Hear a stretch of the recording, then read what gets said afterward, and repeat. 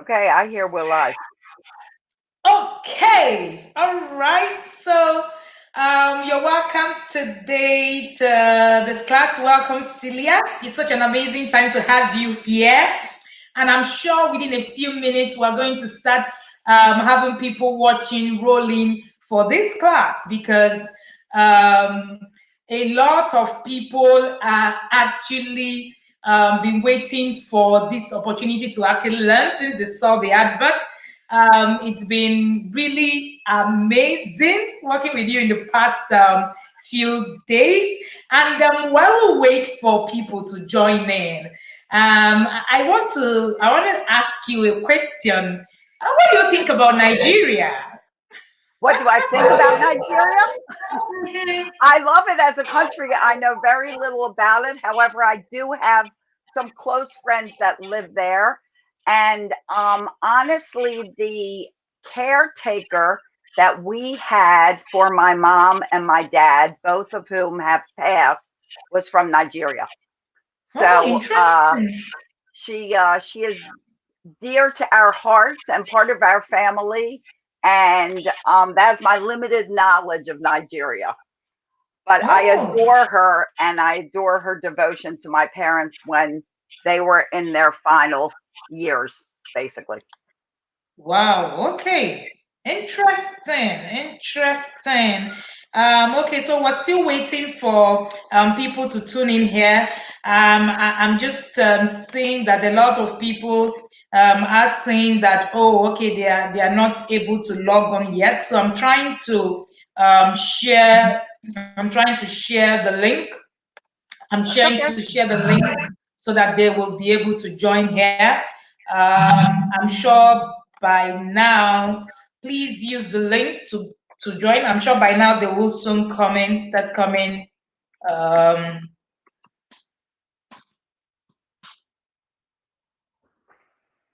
okay,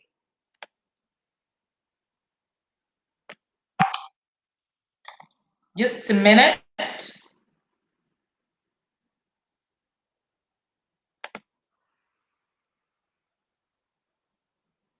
Um,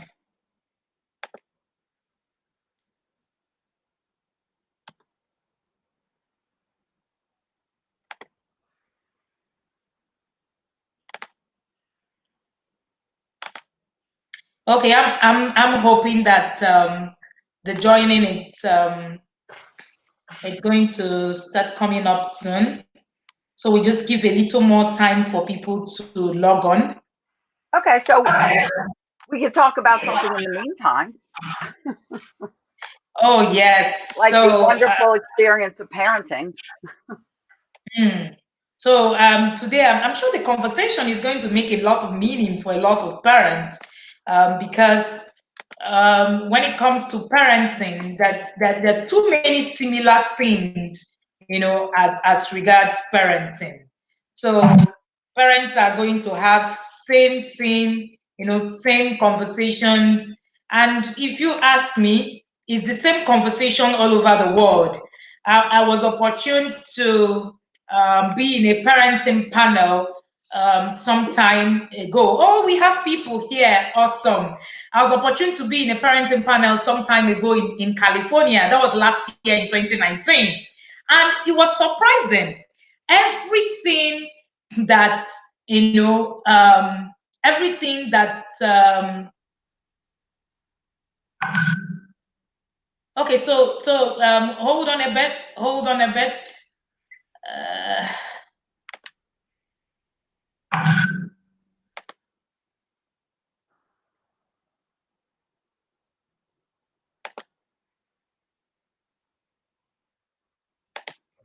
Sorry, hold on a bit. No, that's okay.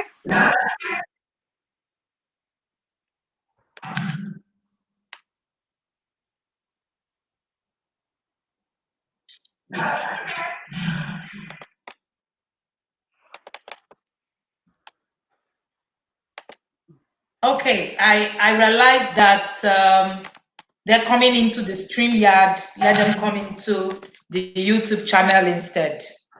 Okay. Yeah.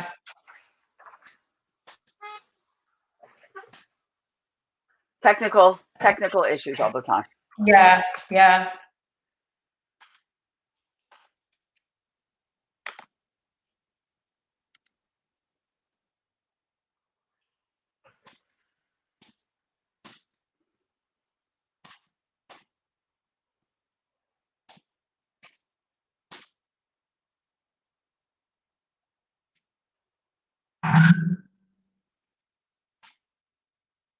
Okay.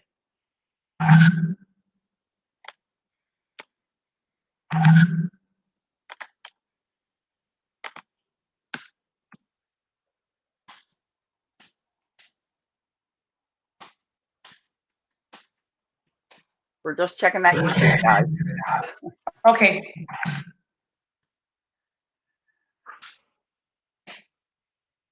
Okay. All right. All right. All right. All right. Use link, please. Okay, so I'm trying to get them to move from StreamYard and trying to get them to move from StreamYard. Yes, and move through their YouTube channel. I can see some people already saying they've joined already, and I can see that 2 people are already watching. No, 27 people watching. Okay, awesome. Good. I think we're good. All right. Good. So if you're already on the StreamYard, I've actually told them that they should ignore this thing, ignore the first link. Okay, a bunch of people are joining in now. I see the feed coming Exactly. up on So my end. yes, so I'm guessing that we've been able to get a lot of people to understand that. Okay, all right. Good. You've got it working.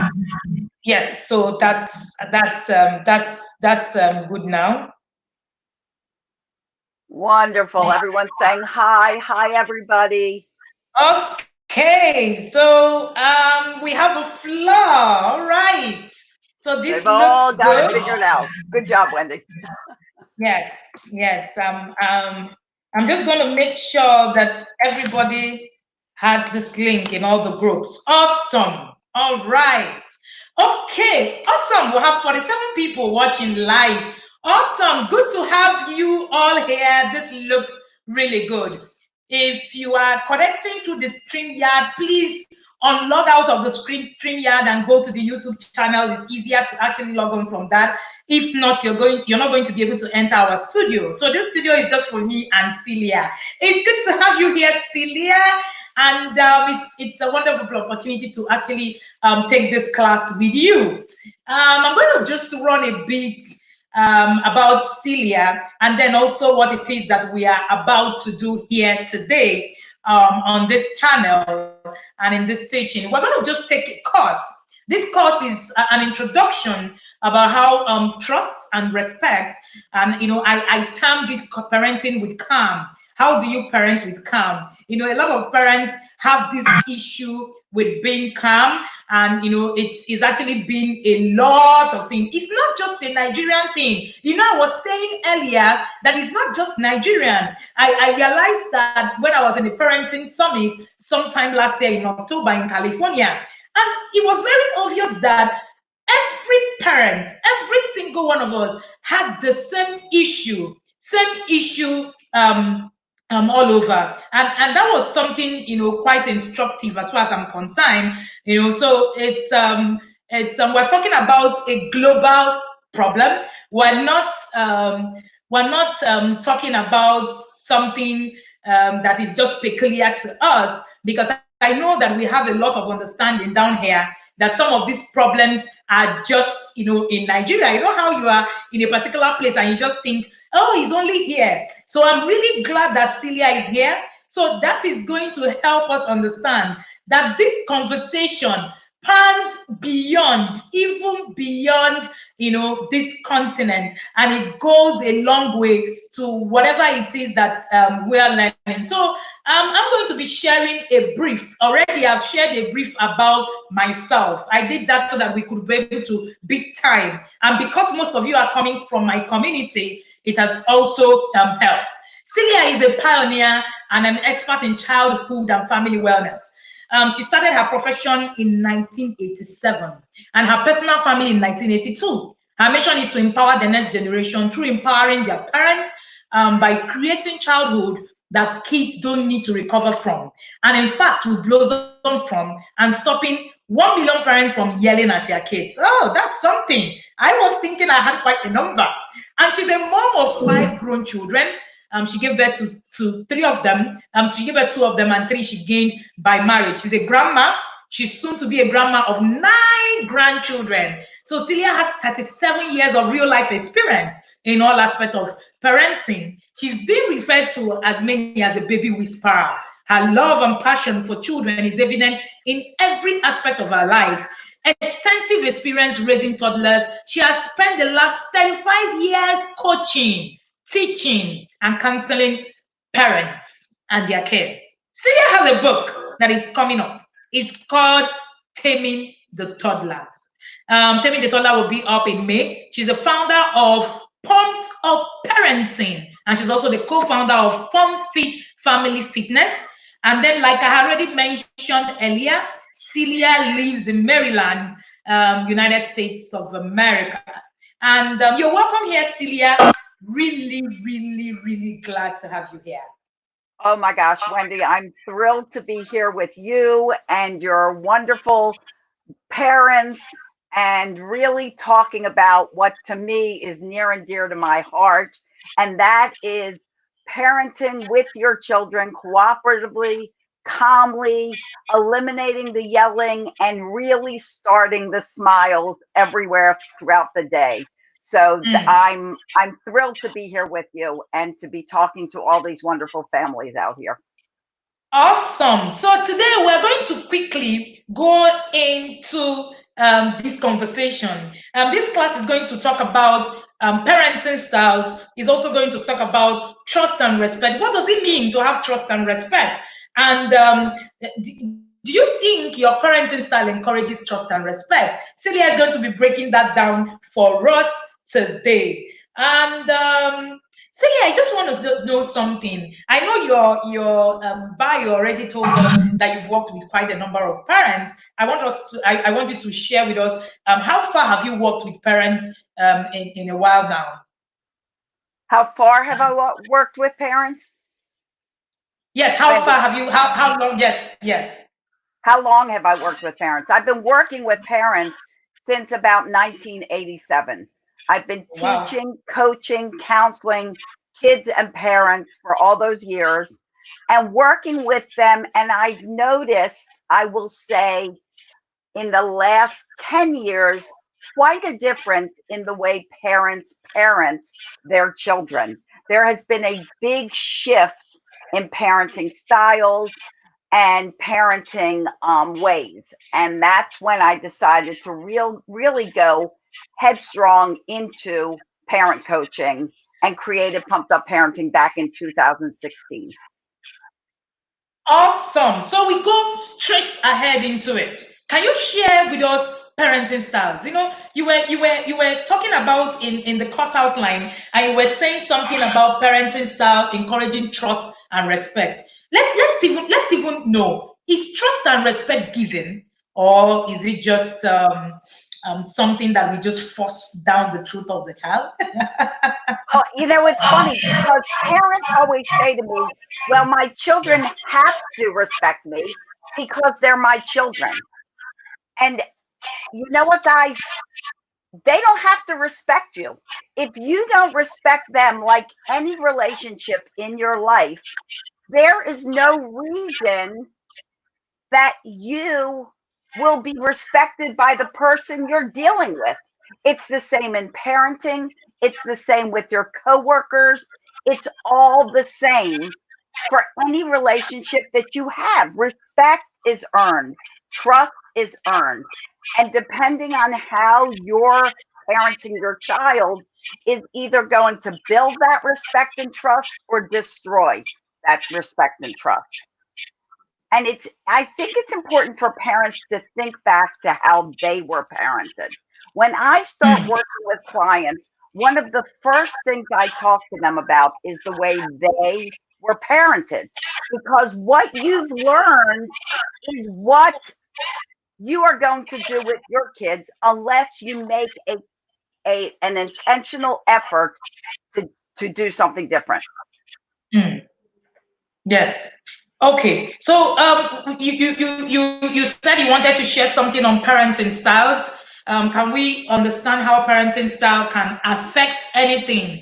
But before you go on, I want to say to the audience, I hope you have your pen and your paper because we're going to get and dive into it real good. And like I will say, parenting is one thing that you never finish to learn. And this class is only available as you're watching it. So please pay rapt attention so that we can have this and Celia breaks it down for us. So we're listening, Celia. Okay, so let's talk about the basic four parenting styles. One is what I call a free range parent. A free range parent produces free range children. This is basically a parent that does not care what their kids do, that pretty much let their kids roam the streets, control the house, do whatever they want to do. And the problem with this parenting style is that your children do not feel secure and they especially do not feel loved or cared for. Because when children are allowed to just do whatever they want, they just believe, well, no one really cares about what I do, so I'll do whatever I want. And so you are not showing them love at all. Some parents that parent like this think they're doing it because they're making their kids happy. No, actually, the opposite.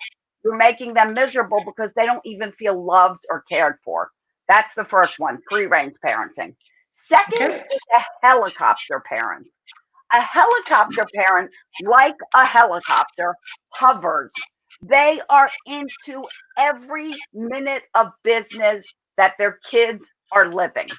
If their kids are sitting around on a couch, they're right there. If they're jumping on a trampoline, they're right there. If they're running around a room that's empty where there's no chance of them getting injury except maybe falling down, they're right there. If they're doing their homework, they're doing their homework for them so that they don't get bad grades. Helicopter parents are in every ounce of this child's business and they are micromanaging their entire lives. And the problem with that is you don't give your child a chance to grow up. If you are hovering over your child, you do not give them the confidence that they need in themselves to grow, to gain new skills, to take risks, and to really become what they want to be. You actually crush all the confidence that they have because they believe you don't believe in them. Mm, So it also ends all trust. The other kind of parent, the third kind of parent is what I like to call an army sergeant, military style, which means there's the general and their children are the army. So the general, the parent, is in charge of everything. They control what their child does, when their child does it, who they do it with. Every ounce of that child's life is controlled, not hovered over, but controlled. They tell them everything of what that child should be doing. And the problem with that is that your child feels like a caged animal. Literally, your child feels like nothing they ever do is right. They don't even have the ability to do anything they'd like to do. Their entire life is controlled by another human being. Nobody wants to be like that. And that's the problem with that domineering type of parenting. And then the mm, fourth parenting style is the cooperative parenting style. And that's the one that Wendy and I promote. We promote parenting in cooperation with your children. And that's giving them control where they can have control, but not always. knowing your negotiables and your non-negotiables, giving respect, listening to what your child has to say before making judgment or criticizing. And that kind of parenting really allows a cooperative, peaceful effort between parent and child, and lets the child always know that they are loved, you have their back, and they're safe and secure. And those are the four types of parenting. Thank you so much, Celia. So there's the free range parenting, the helicopter parenting, the military type of parenting, do it my way or nothing. The highway. And I think that's what a lot of our parents actually used. I call it my way or the highway kind of parenting, And so, Celia, in all this kind of parenting, can you break it down and share with us which kind of parenting promotes trust and respect, which one doesn't, and why? Okay, so which one builds most is cooperative parenting, because when you are a cooperative family, when the parent understands that even though their children are young, they recognize where their children are coming from. They recognize what kind of brain their children are dealing with. They are teaching, they are coaching, they are advising their children. They are not deciding everything for them, and they are not demanding everything on them. So that way of communicating and parenting creates trust with the child and respect with the child, because the parent becomes a good listener, they become a good communicator, they give the child opportunities to take a little bit of control over their own lives and learn to grow and become more independent, gain their skills. And that communication pattern, that giving control a little bit back, that knowing when your child needs attention and not hovering and taking over their whole world, that creates that respect that parents so dearly need in a relationship. And the word obey, which drives me crazy, don't even get me into the word obey, is removed from the family life, because there is no reason for the word obey. You don't have to use the word obey, because your children are happily cooperating with everyone else in the family. The Oh, Okay, what yeah, go what was ahead. the second style you wanted me? Yeah, no, What go was the ahead. second style you wanted me to talk about? No, go ahead. No, you tell me what the second style was you wanted me to talk about. Yes, we're talking about which part of it, and you've already told us that the corporation parenting Okay, style is the one that promotes the respect and trust that we are talking about. And we were also talking about what does the helicopter parenting style do? Please, can you share? so a helicopter parent, just when you work a job and you are constantly having a boss who is telling you what to do every minute, they're always in your business. You're trying to get something done, and they're like, oh no, you're not doing it the right way. Let me show you how you need to be doing it. They're always in your face. That's a helicopter parent. A helicopter parent is always in that child's business. They are micromanaging their entire life. If there's an issue between brothers and sisters, between siblings, at the moment they hear a voice get elevated, the parent's in their business.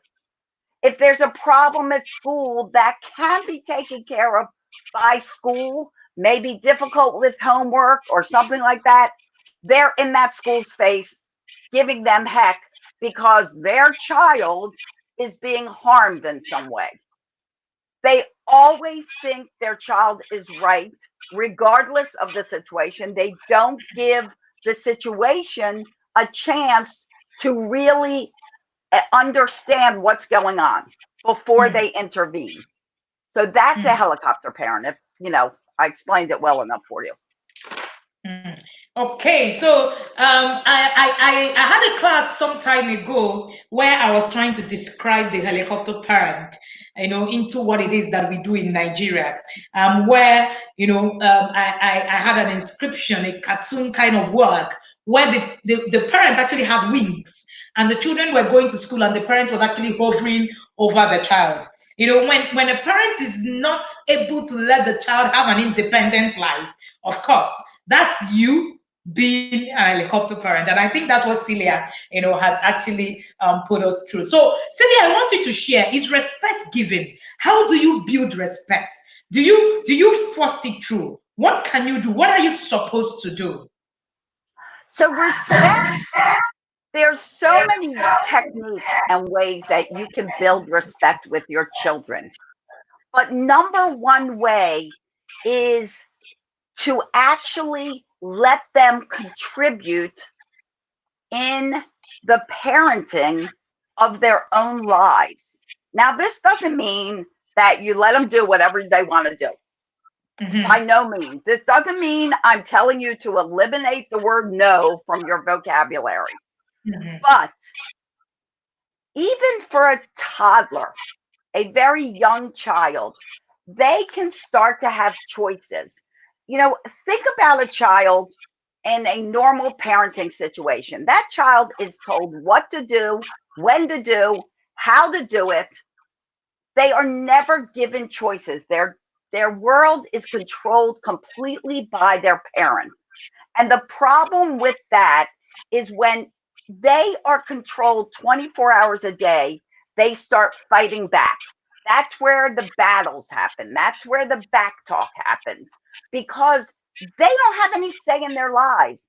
So even as a toddler, you can start giving your child back a little control.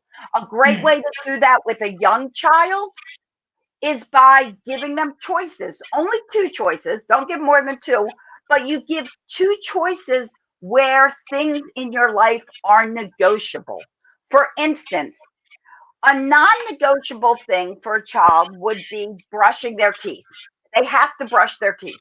So you don't ask a child, do you want to brush your teeth? Because the answer to that question is yes or no. Yes. If they say no, what are you going to do? You ask them. You ask them if they want to brush their teeth. They don't want to brush their teeth. Now what? So what happens is you overrule their answer and say, well, too bad, you have to brush your teeth. So they start thinking, well, why did you even ask me?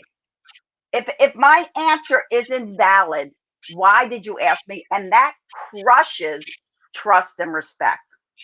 The opposite of that is saying, okay, it's time to brush your teeth. Would you like the blue toothpaste or the pink toothpaste? I'll take the pink toothpaste. You gave them choice in a situation that was negotiable. And now they feel like, wow, look, mom actually respects what I have to say. She actually asked me what toothpaste I wanted to use instead of telling me what toothpaste I should use. And it's those little things like their clothing, maybe a snack, giving them choices where you can give them choices throughout the day gives them a little control back into their lives and shows them indirectly that you not only trust their opinion, you respect their opinion. And that's how you initially start building trust and respect. And you can do the same thing with a teenager, a preteen, anyone can earn your trust and know that they are being loved and respected by you because you're willing to listen to what they have to say. Awesome. I like the practical examples that you gave, especially as regards the toddlers, because I know that there are a lot of toddler parents that are here. I'm seeing lots of messages already, lots of stuff already being About my book too. shared. Yes. So Guys, my I'm book guessing that. should be on the shelf in about 2 weeks. I hopefully in Yeah. 2 weeks that book should be out available for sale. That's the book. Okay. That's the book. Where's the book? Awesome. The book is there. Awesome. All right. All right. So what exactly is trust and respect? If you're told to define it, if you're going to define and break it down in a way that people will understand, parents, not just people. So now parents' interpretation of everything is different, like I always say. What exactly does trust and respect mean as a parent? Okay, so as far as respect goes, respect means that you actually are compassionate about the other person. You care about that other person's feelings. You actually are considerate to their opinions and their ideas. You actually think that things that they want to do are valid and are worth putting into place and putting into action. You actually respect them as a human being, their thoughts, their feelings, their emotions, and their mere existence. You are respectful that they exist, and you're respectful that by the fact that they exist, they have meaning in this world.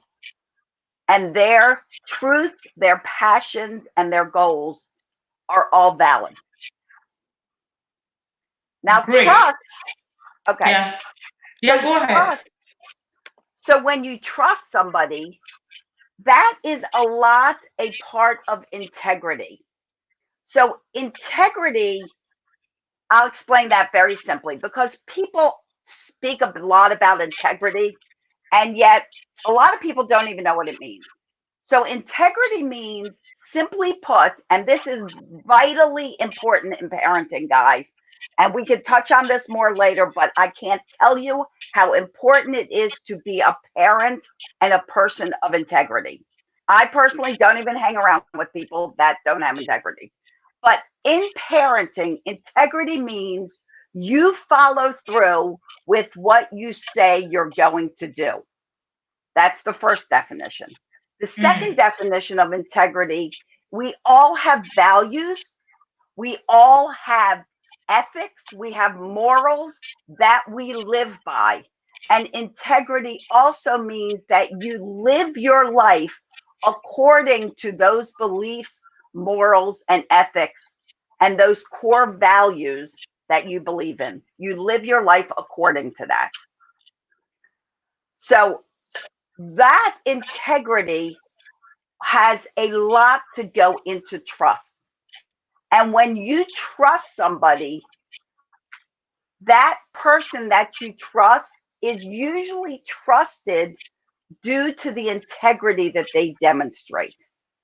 If you are around a person that lies a lot, that, that says things and never follows through, that says, oh, I'm going to call you at 3 o'clock, and then you never hear from them. Oh, we're going to do this together tonight, and they never do it. You lose all trust for that person. You lose your belief in that person because they never follow through on anything. And trust is built from child to parent, because when a child has a parent that does what they say they're going to do, they don't offer up idle threats to that child. They are there when they say they're going to be there. The child can believe in them. They can believe that they have their back regardless of the situation. They are not judging them or criticizing them, and they are loving them unconditionally. That is how you build trust between you and your mm, child. mm. Does that explain it well? Awesome. Very profound. Very, very, very profound. Building trust. I call it holding yourself to the same standards that you hold your children to. Because a lot of the times we fail to do that. And then we're waiting. Like one of my mentors would say, we're usually waiting to catch the children and then just deal with them instead of actually coming from the place of, am I holding myself to the same standards, that my children are also supposed to be held with? So, do you think this kind of parenting styles, most kind of parenting styles that we see. Because, like I started at the beginning, I said that parenting challenges are worldwide. They are not peculiar to anybody. They are, for everyone. I said we had a room filled with parents from Asia, the US, Europe, and Africa, and we had same challenges, and it was mind blowing. So I'm saying now, does it mean that the parenting style you see around encourages this trust and respect that you have explained? Could it be from how we were raised? Is there something that happens with the way we were raised and what you are actually talking about? Absolutely. Absolutely. We learn what we live. There's a poem that was written by, I'm sorry, I cannot remember her name, but it will be in my book, that's called Children Learn What They Live. And it's absolutely 1,000% truth. So, what you touched on before, Wendy, you need to be a role model of what you expect your children to be. And if you're being parented by a parent who is shouting at you all the time, yelling at you all the time, doesn't even have time to spend 10 minutes of one-on-one time with you, you are learning that that's what parenting is. It's the same as if a child is living with two parents and their parents are constantly yelling, constantly calling each other names, cussing at each other. There may be some abuse, physical or mental abuse going on.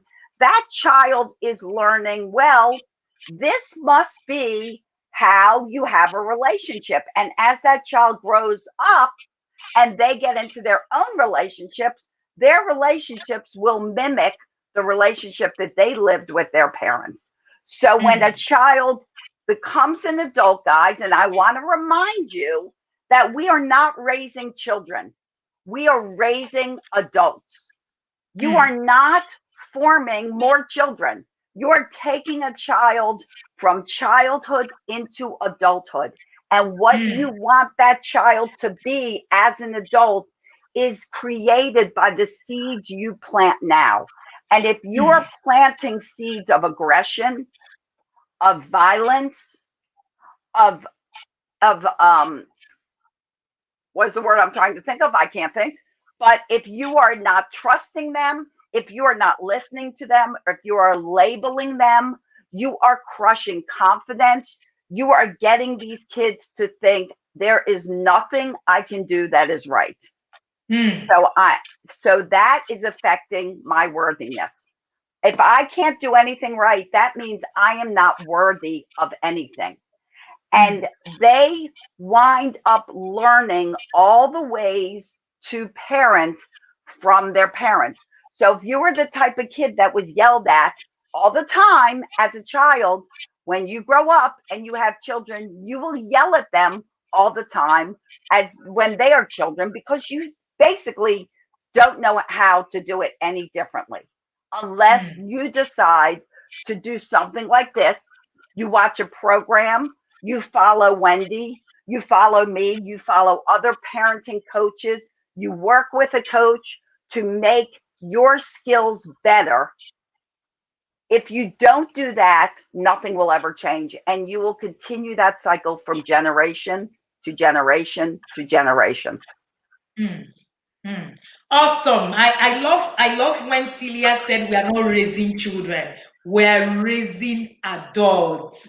Every time we keep telling ourselves that, oh no, we are raising children, we are raising adults. They are children today, but we're raising adults. And very instructive in her last words. If you're not deliberate, I call it intentional. If you're not intentional in breaking the circles, that we were raised with, you find out that this circle continues, and it becomes a real struggle, really, because this circle becomes something that we begin to struggle with, and the children also will struggle with it, and then the cycle just continues. You actually need to work with someone to be able to put you to. I said that parenting is learned, Celia. I usually say that it's learned, that you It never is. assume, Absolutely. So, That's why I called my book The Ultimate Parenting Manual, because mm, parents always say to me, everything in life comes with a manual except parenting. So that's why I created my book, so that it's like a manual, because mm, it's so true. People can just have babies. They don't have to take mm, classes. They don't have to get a mm, license. They don't have to get mm, a degree. They mm, just do what they need to do and they mhm, have a baby. And so, and parenting though is the number one most important job in the world. mm, Because if you were raised horribly and you have no confidence and you have no self-worth, and then you give birth to another human being and they are raised without self-worth and without confidence, what is our world going to be? We're going to have mm, so many adults that don't know what to do with themselves, that are bums, that are, have no work ethic, have no mm, care, have no compassion. mm, This world needs more humans, more adults that mm, love each other, that don't criticize, that mm, keep positive, that, mm, spread gratitude and love. That's what we need more of. mm. Awesome, awesome. Okay, so do you think, I think that's a question that you want to ask the parents, if they think they were trusted and respected. I think you should throw more light on that, and then let's have some responses. Yeah. So you know what we could get a bunch of responses on, Wendy, is, guys, in the comments, answer how you think you were parented. Were you yelled at all the time? Were you told what to do at the time, all the time? And if you were yelled at and told what to do all the time, how did that make you feel? I know that's a little deep thought, but how did you feel as a child when somebody, your parent, your mother, or your father, or maybe you were parented by a grandparent or an aunt, if they yelled at you all the time and criticized you all the time and didn't let you do anything and were always in your face, how did that make you feel as a child? And I can almost guess what these responses are going to be. Okay, awesome. While we wait for the responses, Celia just said we should write in the comment section, how were you raised? How did you feel being raised, yelled at? How did you feel being disrespected? How did you feel, the way you were raised? How were we parented? In one of the courses in the academy, that we call becoming an emotionally intelligent parent. One of the first things that we do is actually to ask parents, how were you parented? Because like you rightly said, that's one of the first places to actually be. So how do you think we can foster trust and respect? I'm sure parents are here, we have a lot of responses that are already in here. Maybe we should take some of the responses that we are seeing about how you were yelled at. I'm going to bring the responses on your screen, Celia, and I'm sure you're going to see that. Chika says Yes. yelling at and general parenting side felt And low I love self-esteem. Faye's Mhm. comment that the Yeah. world needs more adults that love themselves. You will Mhm. find that parents that are really happy with themselves, that really love themselves, make children that love themselves. Mm. If you feel like you're not worthy of anything, you feel like nothing you do matters, you're going to be hard on your children, because sadly, you're going to take those feelings out on your kids. Mm. Now, Wendy, if you would like me to, I would like to offer a strategy that parents can start doing with their families that Oh, sure. really can start building trust and respect. Mhm. Mhm. So Yes. Go on. It's what I like to call a family meeting. So this is one of the key things you can start implementing tonight or tomorrow, and I want you to do it weekly, is the family meeting. And the family meeting is basically, I'm going to quickly explain to you what the gist of this is so that you kind of know what to do. It is only 15 to 20 minutes long. You know how in businesses always have meetings, planning meetings, scheduling meetings. There are always meetings in business. Well, your family is similar to a business. You guys need to communicate. You need to know who's going where, who has the responsibility of what's on the schedule. And this can be done within a family meeting. A family meeting is casual, it is comfortable, it is fun, it is enjoyable. And I guarantee you, as strangely as your children will look at you when you have your first family meeting, they will love it week after week after week, especially your teenagers. Your teenagers will think you have lost your mind when you tell them, we're going to have a family meeting. But then when they realize what happens at this meeting, they will love doing it again and again. And so the family meeting is 15 to 20 minutes long. You want it to be comfortable. You want to get some snacks, maybe around the kitchen table or in the living room. Have some snacks, have something to drink. And you want to always start your family meeting out with compliments. Guys, always start with compliments. If you're having a discussion with your child, just you and your child, start with a compliment. There is always something that you can compliment your child on. Always, always something you can compliment your child on. So start your family meeting with compliments. You know what, honey? I really liked how you read the book last night to your little brother. I really liked how you helped me clear the table of dishes. Whatever that compliment was, I really liked how you went upstairs last week and you cleaned your room all by yourself. Start the meeting with compliments.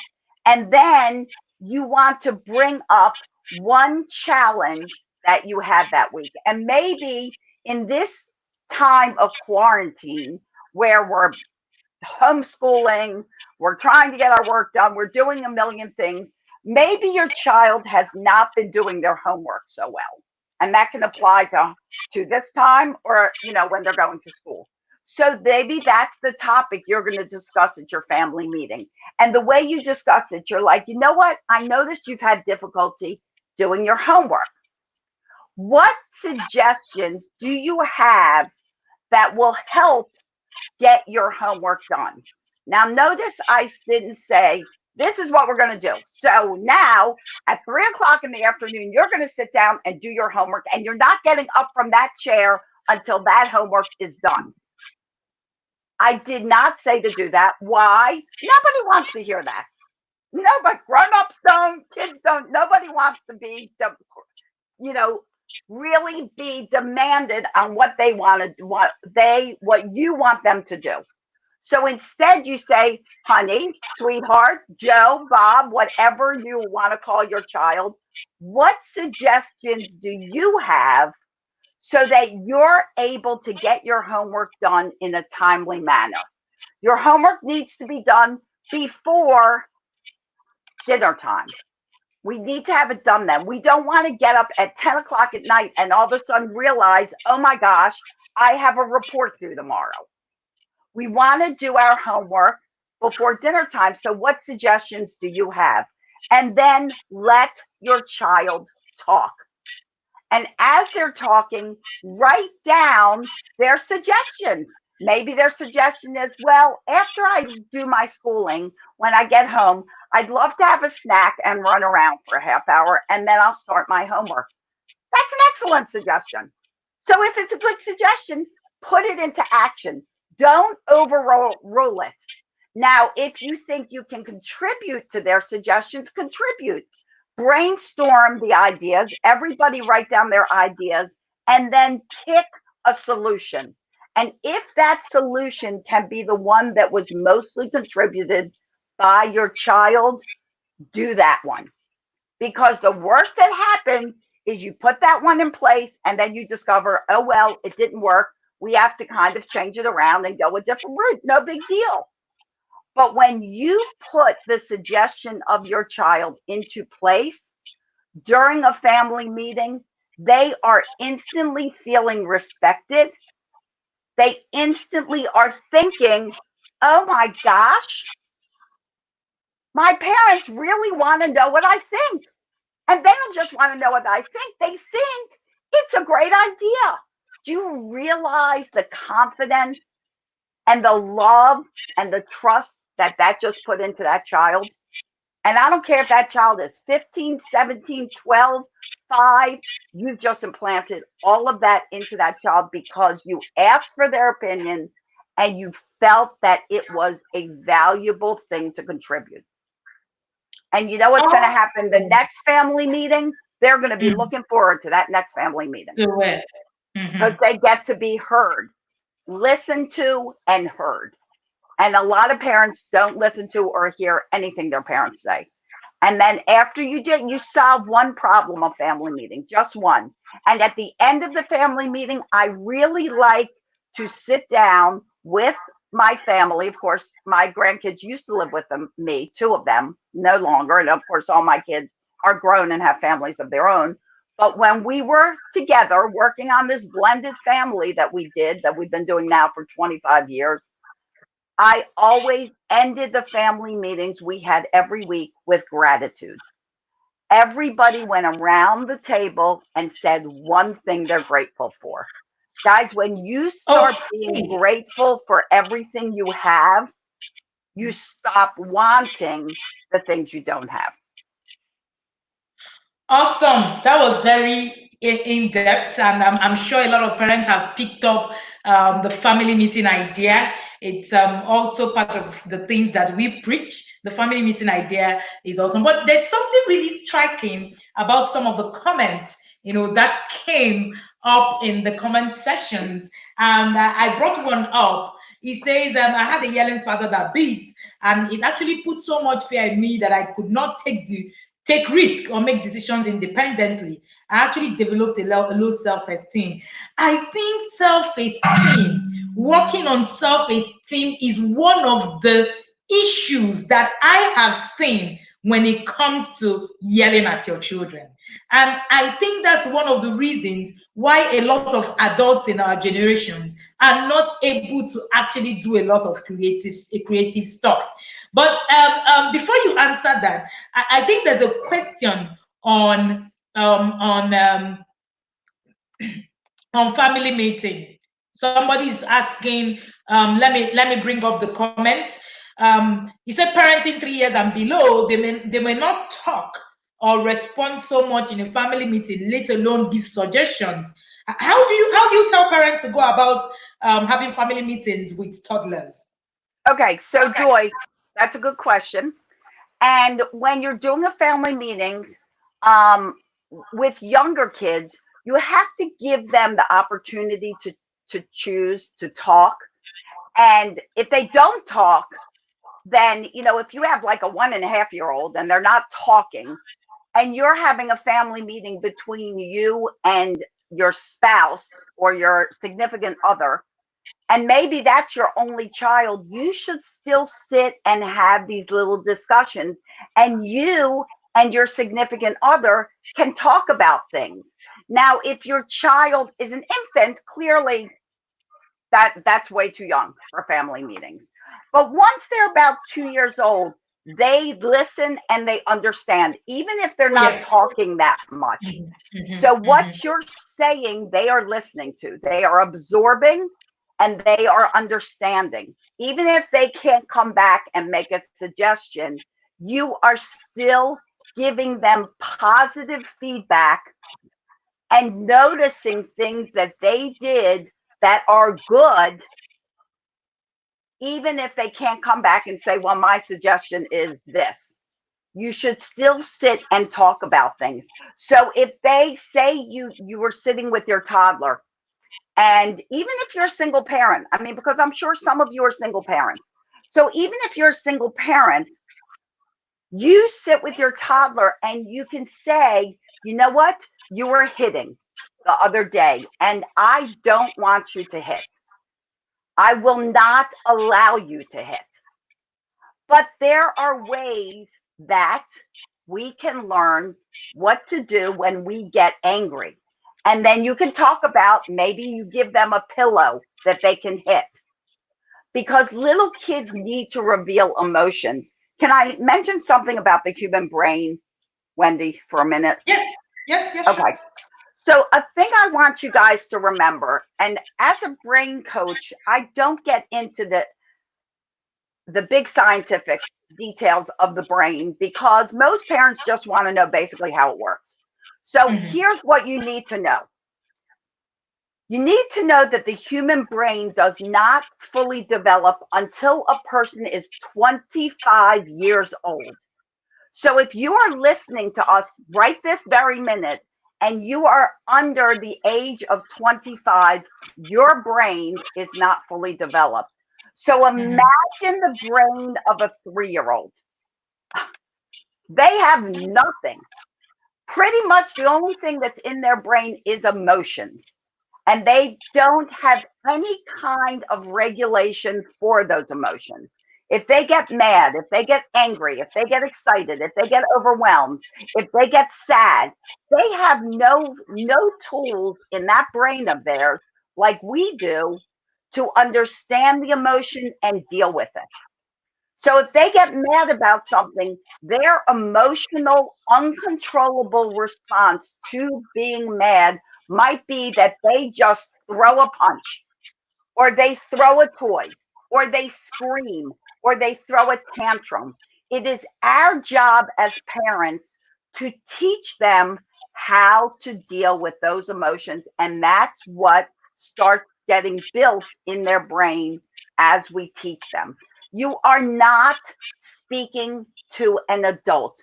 Please, please, please remember that when you talk to your child, you are not talking to an adult.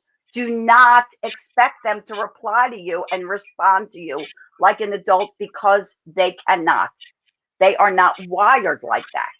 It is impossible, in fact, for them to respond to you like an adult. Half of their brain isn't even working, pretty much. The right side of their brain is all emotion. That's got a lot of activity. The left side of the brain is logic, self-regulation, all of those things that control all the things on the right side of the brain. They're in there. So it's our job to teach them. And that's why it's so important to parent calmly, to not react emotionally, to think before you react and not just react. And that's where your control over a situation starts to begin, is when you can start thinking before you react and not just react out of emotion. Did I answer your question, Wendy? I don't even remember what Yes, the question was. Yes, I'm thinking that the question. But while we start, I'm sure that once we open the question box, a lot of questions will start getting in. But okay, maybe we should take in the questions before we go on to talking about assumption parenting. But let me say one or two things that I think Celia had mentioned about assumptions, where she had said you need to learn to do these things right. You can't assume you know. Parenting is never assumed. Parenting is learned. You need to learn what to do. Celia mentioned, she mentioned emotions regulation. You can't teach a child emotions regulation without being able to understand emotions regulations yourself as a parent. So I think it's more about you, the parent, than it is about the child. So I'm going to bring up the question that I saw. Celia, you can see the screen. Okay. Yes, someone is asking, is fear and respect interwoven for parents who yell the hell out of their kids? Can a child who fear his or her parent be said to respect them?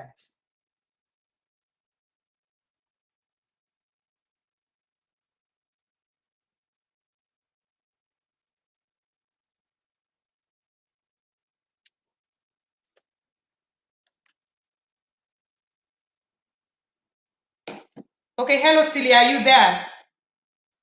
Will not respect their parents.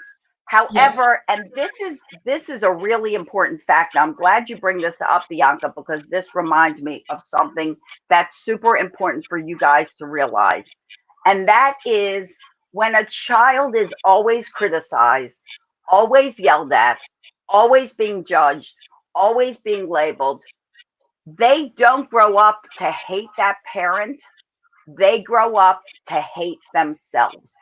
Mm.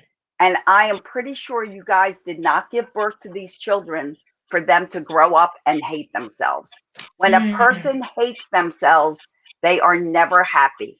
They have problems with alcohol abuse, drug abuse. They get into the wrong kind of groups. That's what happens. Children always want to please their parents. It may not seem like that at sometimes. I know you're always like, my kids never want to please me. They do. It is built into them. They always want to please their parents. And so when they are parented from a fear aspect, they learn to do what you say because they're afraid of what might happen to them. They grow up to hate themselves, not you.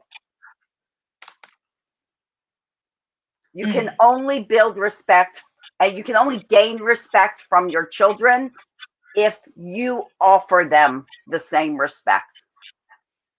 Awesome. You can only build respect in your children if you offer them same respect. And fear and respect is not the same thing. I usually say that authority is not fear and control. Authority is respect and trust. Can your child respect you? Can they trust you? That's the only thing that gives you authority over the child. So while the questions come in, Celia, so how do parents, what would they do to begin to become that good listener? You know, you mentioned about listening, you know, about parenting, knowing how to react before, you know, you start and all that. What can they do to become that good listener? And where do they start from? I know you've mentioned the family meeting. What else can they do? I'm sure a lot of parents would like to know. So when you sit and listen with your children, and actually, I have a really great listening game that you guys can play that will kind of train you to be a good listener. And somehow I can share it with your community, Wendy.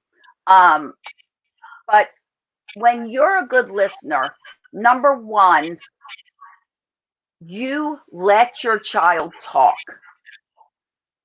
Really do your best not to interrupt that child. If you feel yourself starting to interrupt, like shut it down, shut it down. Just listen. Don't judge it. Don't put in your 2 cents worth. That which means don't add your opinion. Just completely listen to what they're telling you. And then once they have told you, you can even say, is there anything more you'd like to add to that? And then if they're done, then the conversation of how you can help them begins.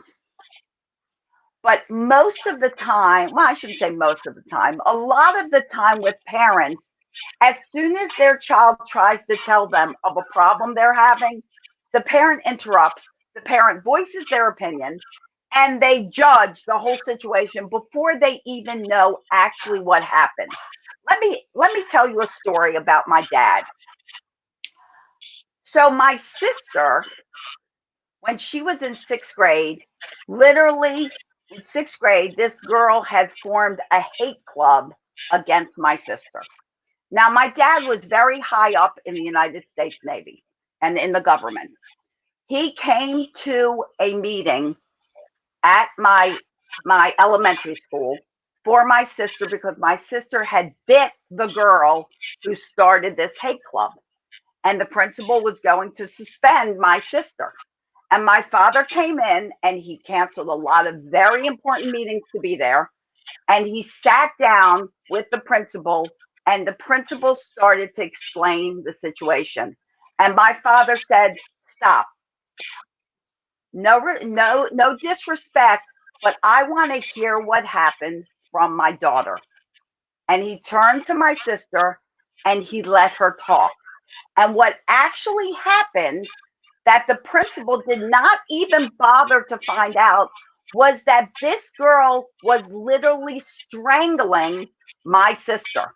She had her arm around her neck and my sister couldn't breathe. So my sister bit that girl's arm to get it off of her neck. Mm. And when my father heard that story, he looked at the principal and he said, "I don't encourage violence, but if that girl ever wraps an arm around my daughter's neck, I will give her every permission to go ahead and bite her again." And the point of this story is you don't prejudge a situation. You find out what happened. You listen to your child as to what happened, and then you remedy the situation. If my father had just listened to that principal, all he would have known was that my sister bit that girl. And then my sister would have been suspended, and that would have been that. So listen to your child, believe your child, don't call them liars. Listen to them and trust what they have to say. If you call a child a liar, eventually they will grow up to be liars because they will believe that no matter what I say, nobody believes me, so I might as well lie. So just stop labeling your kids. Please, please, please, please, please.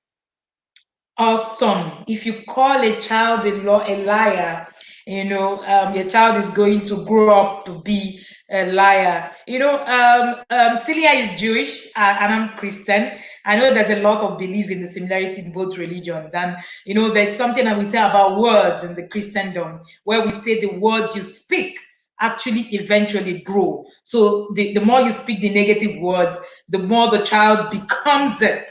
And then the child turns out to become that same thing that you are fighting. And I think we'll have another question. I'm going to bring it up to the screen. Celia, we have a question on the screen. Yes. Uche, yes. I hope I'm saying your name right. Yes, you did. Yes. Yes. Yes, yes, yes, yes, yes is the answer to that question. If you have other families, other caregivers in your family, you have grandparents, you have aunts, you have uncles. I'm working with a new client now, and in her family, she is a single mom. She has 2 children. She has an alcoholic brother who lives in that house, and she has a mother who is dying of cancer, and she just lost her father. All of those influences are influencing the way she parents her children. So if you have other people in your house, absolutely. If they are willing to join the family meeting, yes, the more the better. Now, with that said, if they are not willing, if they look at you and think, "Oh, this peaceful parenting, that's all just a bunch of mumbo jumbo. I don't believe it. You should be yelling at your kids. You should be hitting them. You should be smacking them." If that's what they're saying, don't say anything. Continue your mission to create calm in your family. And you know what's going to show them what is right is the future behavior of you and your children. You best believe they will notice that all of a sudden the kids are cooperating, you're not yelling, and they're going to be like, what are you doing? The kids are so cooperative and happy, and they're smiling, and they're not screaming and yelling and back talking, and they're going to notice the change. And once people like that are stubborn to change, once they notice it, they start changing as well, and they'll become on board with what you're doing. So give it time. If they don't want to join, give it time. It'll happen.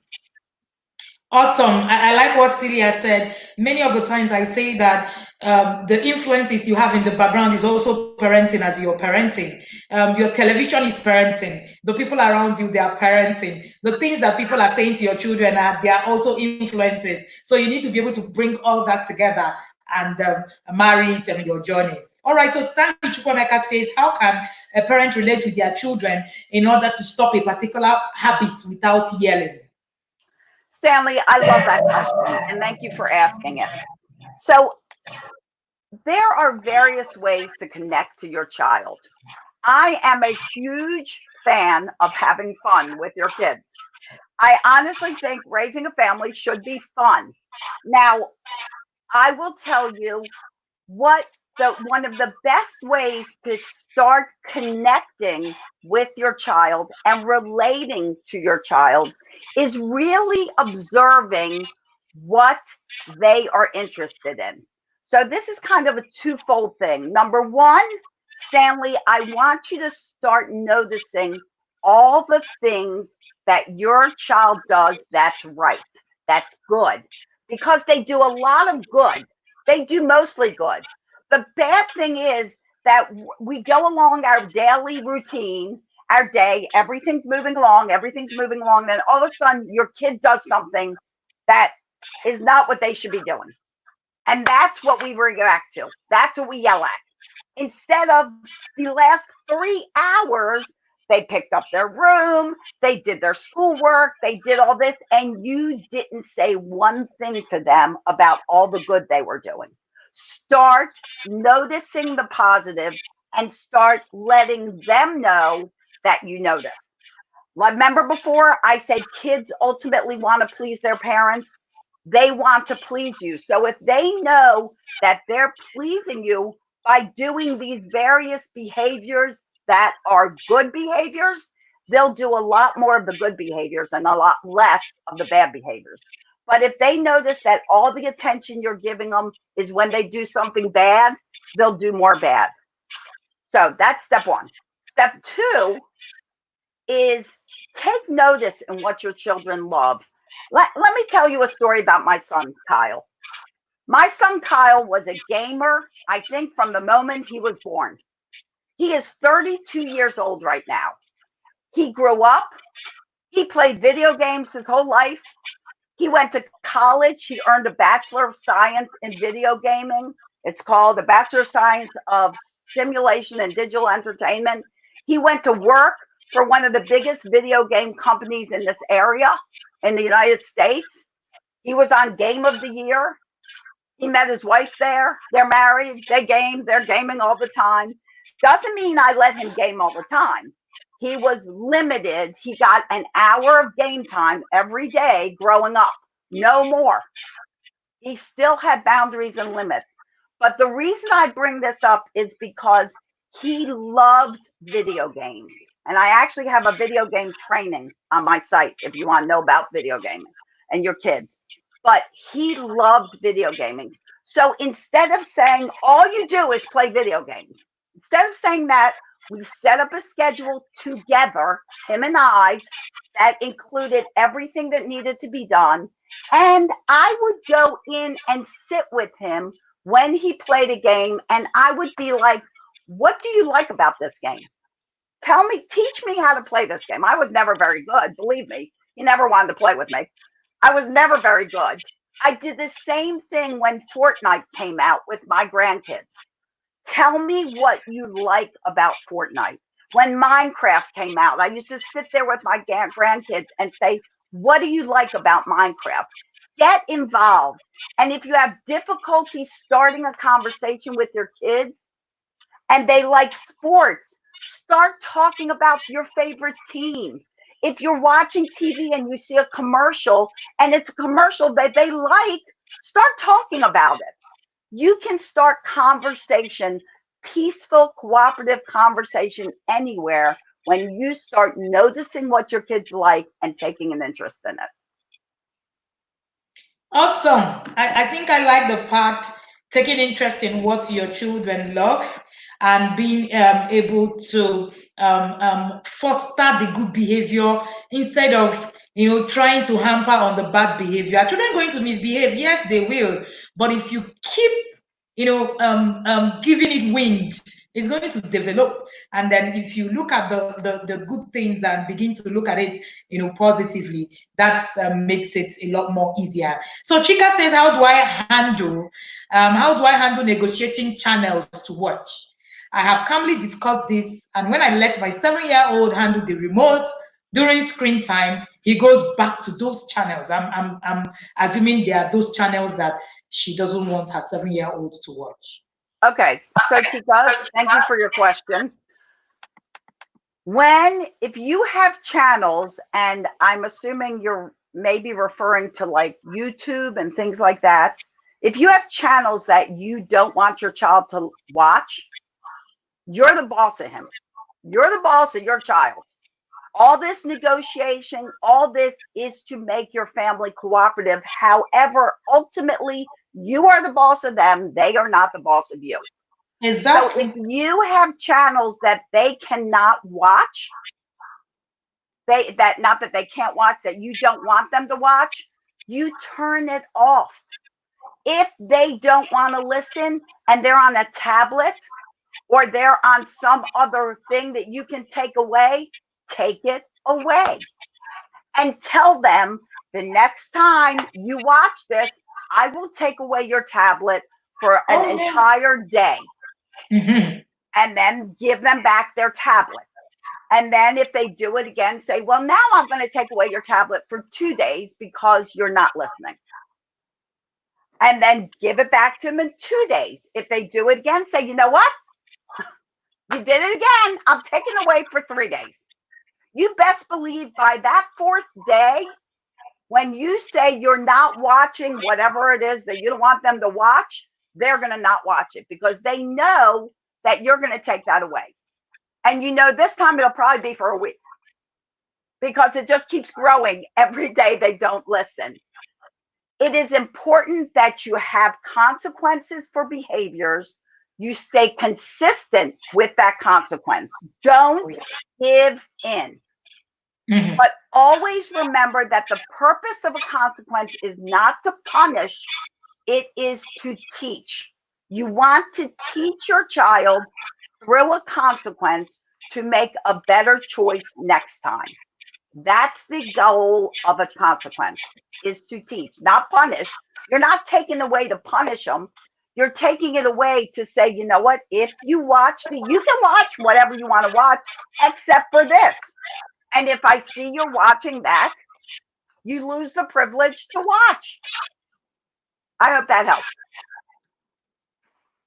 Awesome. I think that is just on the head, because a lot of the times I think parents mistake intentional parenting for being weak. Intentional parenting has nothing to do with being weak. You can parent with being very firm, being intentional. And a lot of people also think that when you don't hit and yell, then you're going to become docile. You just allow them to do whatever they want. No, that's not it. There are tools to use for you to actually, replace yelling and hitting. That's why whenever we say in the group, you don't need to yell at a child, you don't need to hit them. There are tools that you can use. And at the base rock of that tools, like Celia shared earlier, is to stay consistent and to be firm about it. Celia, we have another question on the screen. It says, what do you do in the case where one of the parents doesn't believe in being intentional and peaceful? What do you do? So, for instance, one parent believes in intentional parenting, the other doesn't. What do you do? So that's a good question, and it's going to be similar. The answer is similar to that, to the question where you have different people in your house, that come from different parenting backgrounds. And the problem is that when 2 adults get together and they decide to create a child, they come from different parenting backgrounds.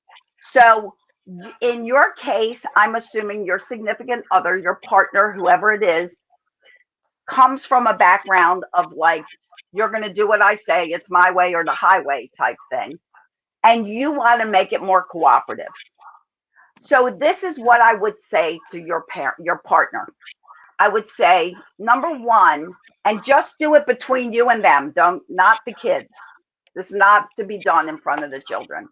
Very calmly say, honey, I want to create a calmer home.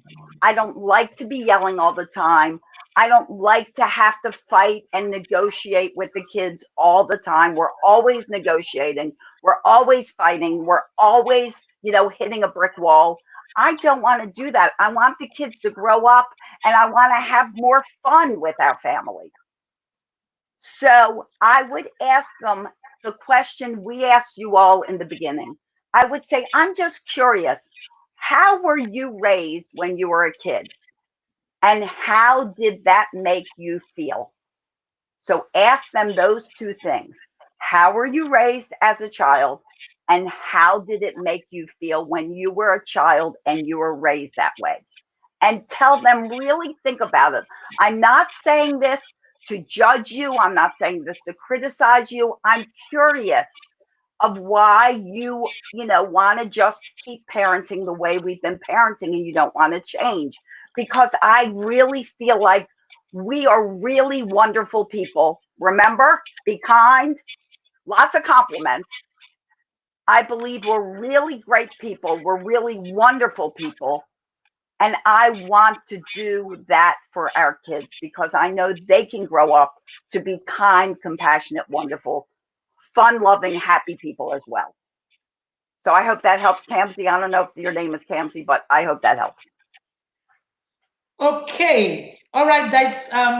Yet another question. It says, should one encourage a child that tells you what his sibling did and when you are not around without being in any way affect how he grows? I mean, can it make him a snitch as per, tattering when children are telling on each other? I think that's what she's asking.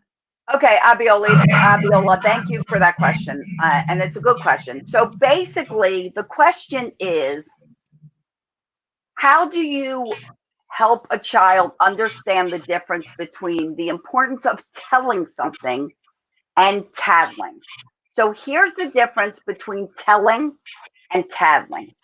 When somebody tattles on someone, they do it with the intention of getting that person in trouble. That is the sole purpose of tattling. They run to the parent. They want to get the attention of being, oh, look how wonderful and great I am. Give me attention because that kid is messing up and he needs to get in trouble. That is tattling. Telling is when another person is in danger. Maybe they fell down. Maybe they hurt themselves. Maybe they ate something they shouldn't have. And then you go and you tell a parent or an adult so that they can come help you. So you need to explain that difference to your child. And if your child is too young to understand, then you simply say to them, you know what, guys? I want you two to work this out between the two of you. If you're fighting over a truck, what can you do to share nicely with that toy?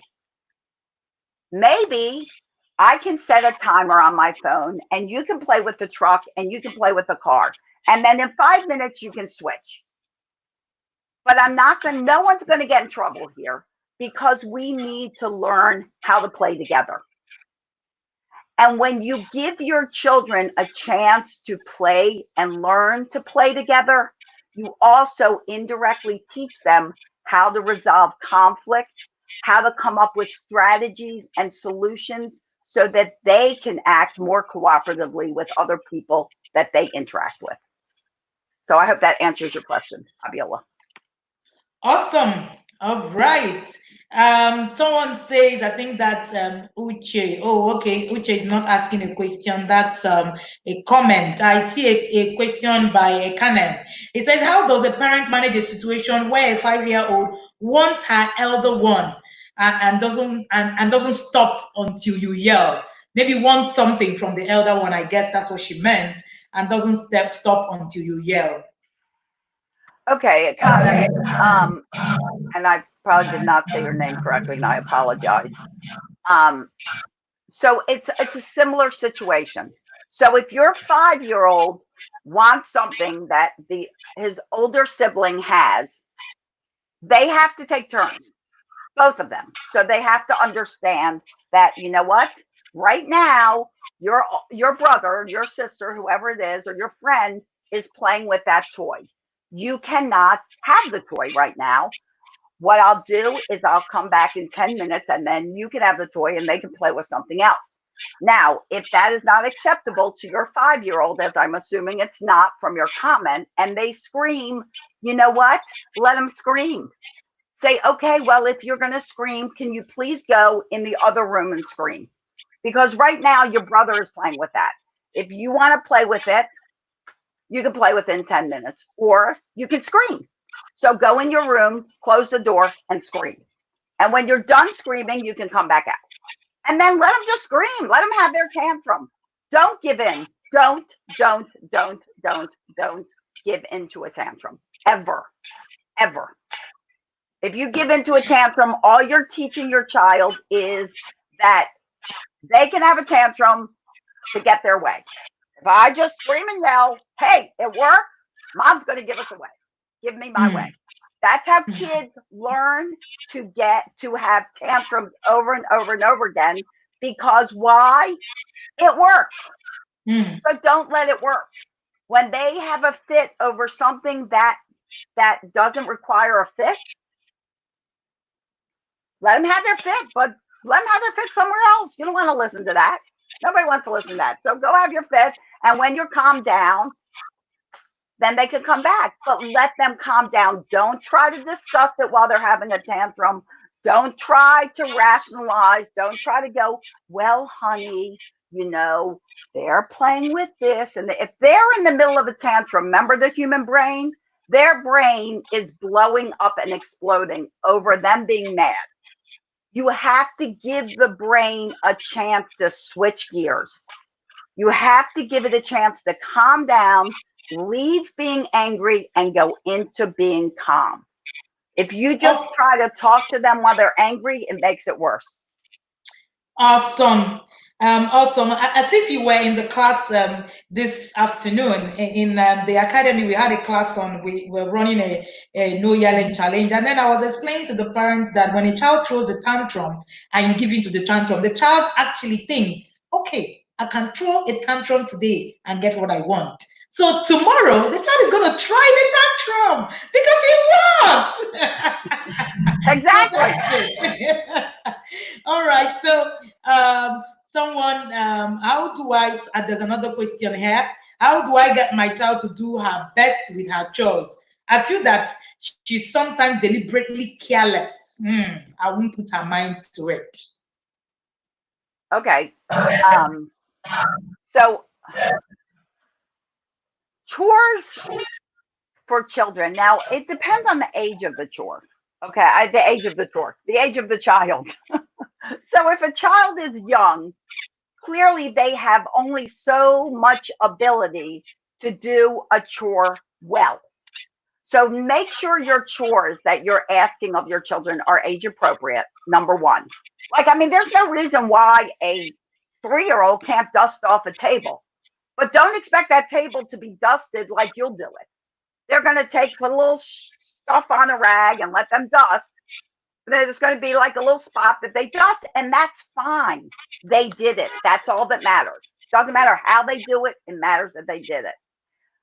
But make sure your chore is age appropriate, first of all. Then understand their abilities. So maybe they're not being careless. Maybe it's just the best they can do. Remember, the important thing to teach your kids is to always do your best. Now, if they just take a rag and they're 12 years old and they just wipe a table like that, clearly a 12-year-old can do a better job than that. So what you need to do is you need to say, okay, guys, today we're going to do a few chores. You're going to dust, you're going to vacuum, you're going to take out the trash, whatever the chore is. And make sure that your children understand that household cleanliness and organization is the responsibility of everyone that lives in the house. It is not just the responsibility of the mommy or the daddy. Everyone has that job. It's part of being a family. So if you have an older child and they just haphazardly did one swipe across the table, you can very calmly say, honey, I'd like you to go back and redo that. I just noticed that it's not quite done to your best ability, is it? And ask them, did you do your best doing that? And they will either say yes or no. And if they say yes, say, well, it doesn't look that way. And I know that you can do better because I've seen all the great work that you're able to do. So would you mind just going back there? It'll take 5 more minutes and doing it a little better. So that's a good way. Now, if you have a younger child that's cleaning up something, please don't go back and redo it in front of them. Whatever they did to their best ability is fine. They're not going to do it like an adult. Even a 12-year-old is not going to do it like an adult. Exactly. But don't expect perfection. Just expect them to do their best. And that's a trait and a character trait that will carry them through life. Oh, okay. A parent is asking that she has a 7-year-old son who sucks the thumb, and she's asking what can she do to stop him from sucking. So thumb sucking is probably one of the hardest things to break in the history of mankind because it's attached to our body. You can't cut it off, you can't take it away, it's part of the body. You can do various things like since he is 7, you can ask him for his ideas of what you can do. You can wrap band-aids around the thumb because if you suck on a band-aid, it's not the same as sucking on skin. It's icky. So you can wrap band-aids around it. If they do it in their sleep, make sure you put those band-aids on before they go to sleep.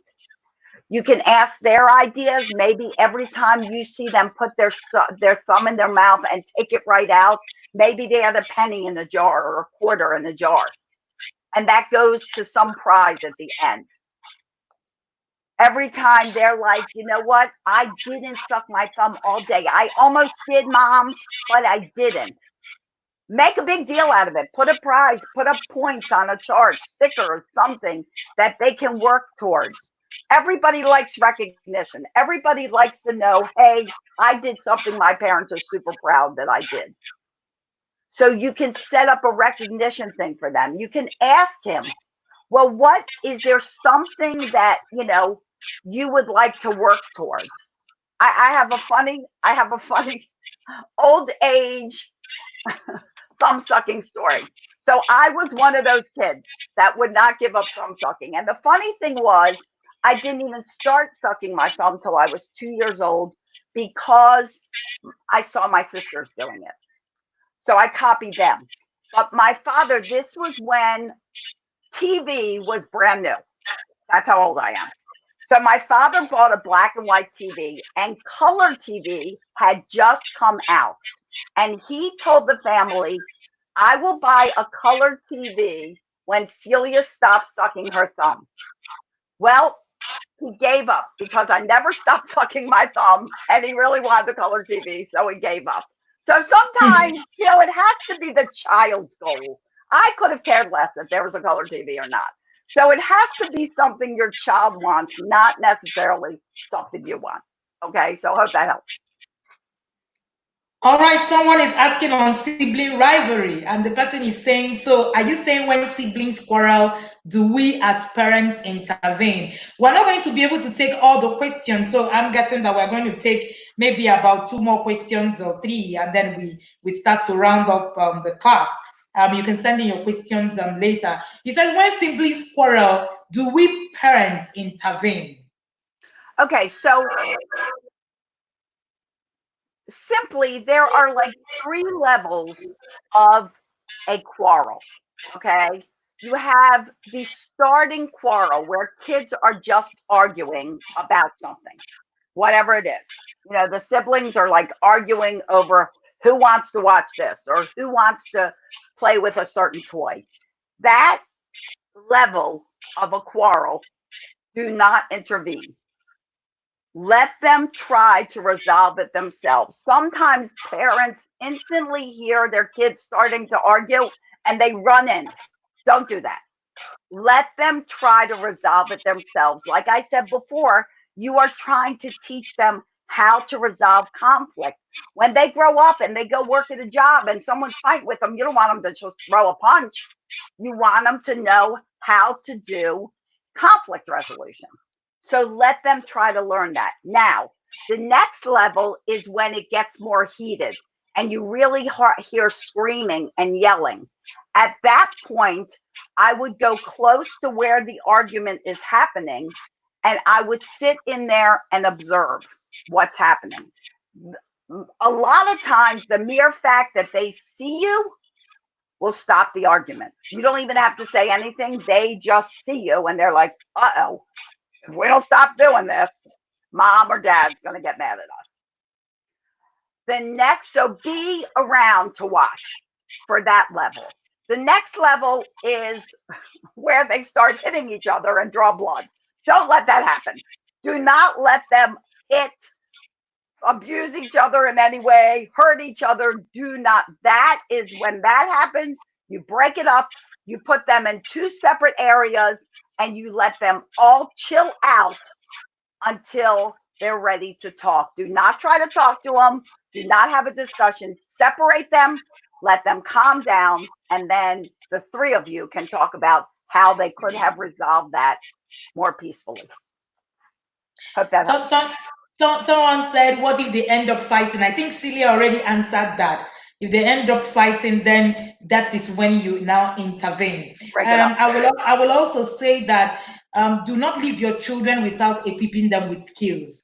If you want your children to resolve conflict themselves, then you need to teach them how to resolve conflict. It starts from there. It starts from you deliberately teaching them conflict resolution as a skill. So that's one of the reasons why, Exactly. if you do not understand the levels of conflict resolution, even as a parent, then you're going to struggle to be able to teach your child conflict resolution, because you can't give what you don't have, which is one of the things that we preach in parenting. Deal with yourself first, because it is you first before the parent. All right. Then we have another question here. I think after this one, we'll just have one more question to go. It says, is it wrong to reward good behaviors from your children at the end of the month? Because it leaves the other children who did not meet up with the standards feeling bad. Good question. Okay. So never, never, never, never, never compare your children and never put them into situations where they feel like they are less than a sibling. So the answer to that question is no. Don't like give one child some great big reward and the other two get garbage because they didn't do something. It is better to be proactive. And by that, I mean, I had mentioned it earlier, start noticing the good that they all do. Start making your family environment more positive. Start seeing when they do something nice, because they all do good things. Mention it to them. Hey, I really like that you picked up your room and I didn't even have to ask you. Hey, I really like that your brother wanted that book and you gave it to him without even thinking twice. They all do good things. And the more you take notice and you let them know that they took notice, the more they will not feel competitive at all. And they will each try to do more good than the not so good. Amazing. Whenever parents talk about the reward system, I say discipline is not a reward system. If you use the reward system to instill discipline, it's going to come back at you. Anyway, that's another class for another time. I am trying to see if we're going to have if we're going to have, if we're having another question, I think that's about that. Okay, some people are offering solutions. Olua Ronke, I think we've answered your question earlier about sibling quarrel. We said yes, if they get to the point where the siblings have to fight, then you should come in. But if it doesn't get to a point where there's violence, you should also let them understand that they need to, do their resolve their issues themselves without us parents, having to always be in that. Okay, so this is the next question from Joy. It said, how do you address a 2-year-old that will start crying for no reason and won't stop no matter what you do? Okay, Joy. Good question. I want to explain to you that all emotions are valid. Every emotion that your child has is a valid emotion. So when parents say, stop crying or I'll give you a reason to cry, your child already has a reason to cry because they are crying. It may not be a reason you approve of. It may not be a reason you like. Usually it's a reason. It's because you said no, or you took something away, or they were disappointed somehow. So it may not be a reason that you particularly like, but it's still a reason. And their tears are still valid. Now, how do you change that? Because after they calm down and you let them calm down, do not try to talk to them while they're hysterical crying. Do not say, stop crying or I'll give you a reason to cry. Once they've calmed down, then you say, and you can say to them, once you calm down, we'll talk about this. Then let them calm down. And then once they're calm, start your conversation by validating their emotion. So usually it's because you said no or something like that. So you can say, I understand that you're mad, but blah, blah, blah, blah, blah. Or I understand that you're disappointed, but blah, blah, blah, blah, blah. And then tell them different ways, teach them, discuss with them different ways that they can resolve that. I understand we're in the toy store buying a gift for Tommy and you were unhappy because I wouldn't buy you a toy. Well, so instead, why don't we put that toy on your birthday list? And when somebody calls me to get you a birthday present or a Christmas present, I can recommend that toy. But we can't always buy things just because we're in the store. And they will have to accept that because that is a fact. But don't dissolve their feeling because you don't think it's legit. It still exists and it's still very legitimate to them. Okay?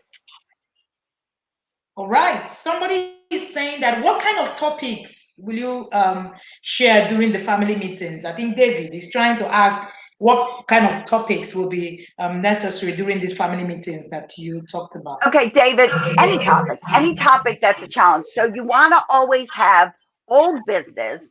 Old business is a problem that was going on the past week. Okay? And then after you resolve that problem and you find a new way to try to do it differently this week, then you want to bring up new business. New business can be anything. It can be anything maybe your child wants to talk about the way, you spoke to them or something. Maybe they want to talk about, the difficulty they're having with their homework. Maybe you want to simply talk about, oh, by the way, guys, this week, we are going to start having family meetings every week, or we have an appointment with a doctor, or we have a dinner with our family. Maybe new business is just something that they need to know about. But only discuss one topic, David. Don't go into all the things that went wrong over the last week.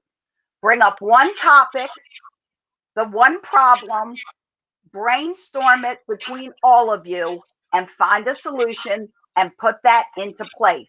If that solution does not work so well, then you can bring it up again at the next family meeting, or you can hold an extra family meeting to really dive into that solution and try to figure out how you can make it work better.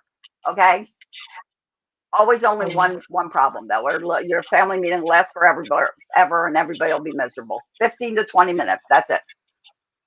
Okay. All right. Somebody's asking that is there any age that family meeting can start because her children are less than 5? Your children can attend a family meeting at any age. Even infants can. Although they can't contribute, they get used to having this weekly family meeting. Now at 1.5 and 2, absolutely they should be a part of a family meeting. They may also not be able to contribute as well, but they are hearing everything that's being discussed. They are getting used to being at that meeting every week. And the more they are able to contribute, the more and more. By 3, they're usually speaking. So by 3, absolutely, they can even start contributing to the conversation. Okay? Hope that helps. All right. Someone said some people actually talking about ignoring 2-year-olds when they cry excessively, and is saying, is it healthy? Okay, so when 2-year-olds cry excessively, are you speaking about in response to being told no or being disappointed, or like a problem, like they don't want to go to bed and they cry and cry and cry and cry and cry and cry and cry? You know, there's kind of different ways that 2-year-olds cry.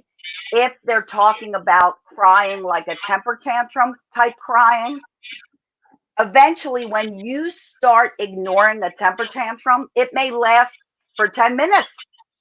But when you eventually start ignoring it, it will go away. One of my clients, they had a 2-year-old that would throw a temper tantrum 5 times a day. By the end of our time working together, maybe they had one once a month. When you start ignoring the behavior and the behavior is no longer working for them, they will stop doing it. My grandson, when he was 4 years old, he would throw temper tantrum. He was very high emotion. He would throw a temper tantrum. I would put him in his room. I would never close the door. I never close doors.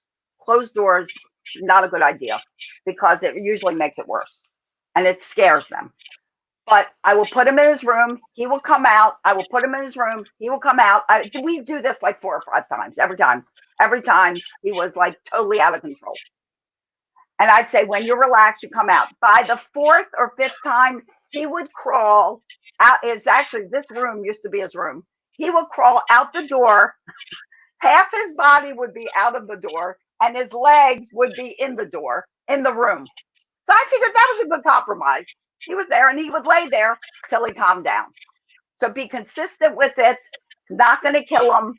And they will get over it. When they stop getting the attention due to that crying, they will stop. Okay. All right. The truth is, there are so many questions up here. And if we take all of them, our time limit is 8 o'clock. So we are running to make sure that at 8 we are done. We cannot go beyond 8 o'clock. Trust me. We will try as much as possible to get through to all your questions. But I'm just telling you before time, we're going to be, stopping at 8 o'clock. We're going to have another session. And it's interesting that all the parents now do not want to go. And that one of the reasons why I said we should have a video conversation was because of this. It's easier for you to actually learn instead of the text that goes on and on. Anyway, Faithful said, how do you set order in family meetings that involves other people? I think this family meeting thing caught a lot of attention, and I think a lot of people really want to learn how they are going to set it up in their home going forward. How do you involve, especially when you're involving an extended family member? How do you keep it short so that it doesn't go too long? So basically, you set an agenda for your family meeting, just like if you have a meeting at work, there is an agenda. So you start with compliments. You bring on the first order of business. You address the one problem, guys. One problem. Stick to it. Brainstorm it. Resolve it. You bring up new business. Whatever you want to talk about that's current. Maybe the week schedule. That's it. That's your family meeting. And then you can talk. You can have everybody say something nice about the other person at the table. Talk about your gratitude, what you're grateful for. Thanks for being here. We had a fun time. And on your refrigerator or somewhere in your house, put a piece of paper up. And I have documents that are like this. If you want to reach out to me, I can send you the thing to put on your refrigerator. I can send you an agenda. But put a piece of paper on your refrigerator or somewhere that you can write on. And if a problem occurs, like the kids were fighting, or or they refused to do their schoolwork or something like that, write it on that piece of paper so you don't forget, and you discuss one of those topics at a family meeting. If you need to have 2 family meetings a week, that's okay.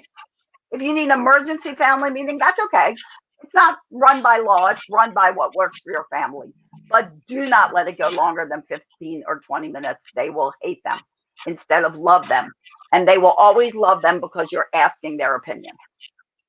So the one thing I want to remind you guys is that all these things that are going on with your children are symptoms.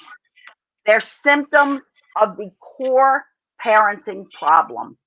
And what Wendy and I do when we work with you is we resolve that core problem. We create that intentional, peaceful parenting so that these symptoms that are showing up don't continue to show up. So like you can put a Band-Aid on one, but it's not going to resolve the whole thing. All right. So we have 2 more questions to go. I've seen there's a lot of buzz about a particular question from Stanley. I was actually thinking that question is more to do with boundaries and consequences, but I will let Celia take a look at it after she handles this one. It says Christy is asking, how do you handle a situation where a younger child of 10 is yelling and disrespecting the older ones? I think Celia has actually touched all those questions, but I'll let her still talk about it a bit. We still have 7 minutes remaining. Okay. So basically, same thing, guys. You have to set up boundaries and limits in your home, and you have to create, your basic core values in your house, and you have to be a role model for them. If you're always yelling, your kids will learn to yell. If you're always disrespecting the people in your house, your children will learn to disrespect. So if they're yelling and they're behaving different than the way you expect your children to be behaving and cooperating, talking nicely, yeah, there has to be a consequence. So maybe that consequence is a timeout. That's a good thing to discuss at a family meeting. Look, you're always yelling at your brother. So what do you think if you were the parent and I was the kid? What consequence would you give me if I was always yelling to my brother? Well, I'd give you a 10-minute timeout. All right, that's what you're getting. You're getting a 10-minute timeout the next time you yell at your brother.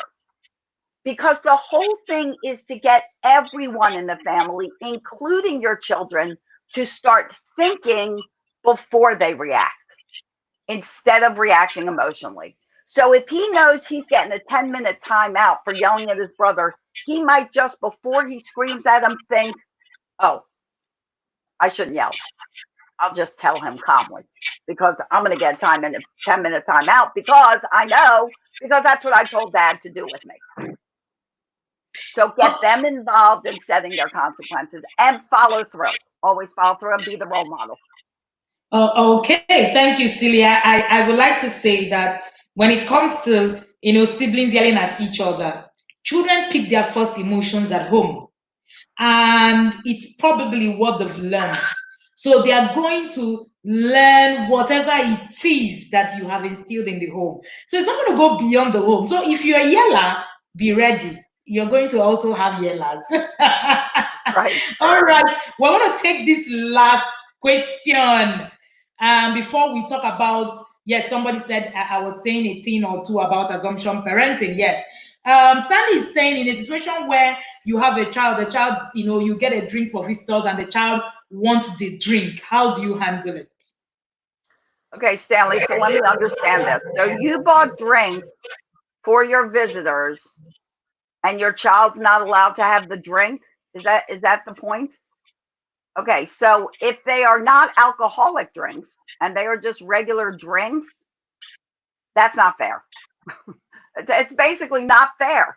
If you're giving your visitors drinks and you're not letting your kids have the same drinks, that's not fair. If I'm understanding what you're saying, there's no why can't they have a drink like everybody else has a drink? I mean, as long as it's not alcoholic. I mean, obviously we don't want them to drink alcohol. But if it's like a regular drink, like they get a juice box, you have kids coming in and the kids get a juice box, and your child's not allowed to have a juice box, that's not fair. It's just not fair. They're going to want a juice box. Why? Everybody else has a juice box. So I think that's more a matter of you have to make it. You have to understand that if you are standing in a room and everybody got $5 but you, how would you feel? You would be like, why don't I get $5? I'm like a nice person. I should get $5 too. Your child feels the same way. Why are they all getting juice and I'm not? I'm a pretty nice kid. Why don't I get juice? I hope I'm understanding your question. All right, this question you answered is a very funny thing. In Africa, we believe that, oh no, when you put out a drink for a visitor, a child should not touch it. Anyway. All right, somebody says, and that is where we are going to wrap up.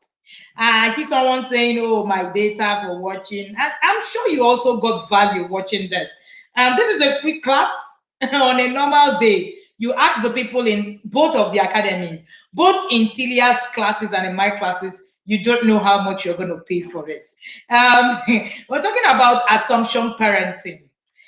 Assumption parenting is, where you are assuming things. Celia shared a very profound story about her sister and when her dad had to go to school to find out what happened. A lot of the times, I have seen assumption parenting as a killer when it comes to parenting children. People just assume that that's what has happened or assume that that's what they need to do. Meanwhile, that might not just be it. I've seen a lot of people asking questions about their children schooling and all that. There are a lot of assumptions when it comes to learning. If you do not understand how your child learns, you're going to struggle. The child will be challenged. You will be challenged because you will be limited in the in how you are actually going to be able to help that child. I'm going to stop here. We've exhausted our time. We have only 2 seconds to go, and I'll let Celia run through how you can find her and how you can connect with her if you will want to after all the series. But before then, I'm sure you're going to also be seeing Celia a lot in the academy. We have a lot of things that we are also coming up with that you will want to be part of. So, Celia. Absolutely. And I offer a lot of academies too. I offer a peaceful parenting academy, actually. That's all online training you can do with yourself. But so you can connect with me, and absolutely, please, you got more questions, send them to me. You can find me at various places. You can find me here on YouTube at Pumped Up Parenting with Celia Kibler. That's the name of my program, Pumped Up Parenting. You can find Pumped Up Parenting, the Facebook group on Facebook. Please join it. Join in the conversation of fun. You can friend me on Facebook, Celia Kibler. I'm on Instagram at Celia Kibler. You can go to my website, pumpedupparenting.com. It's in the middle of being redone, but you can find my master classes. You can join my Peaceful Parenting Academy. There's all kinds of ways. And you can email me simply at celia@celiakibler.com. My name, celia@celiakibler.com. And my book,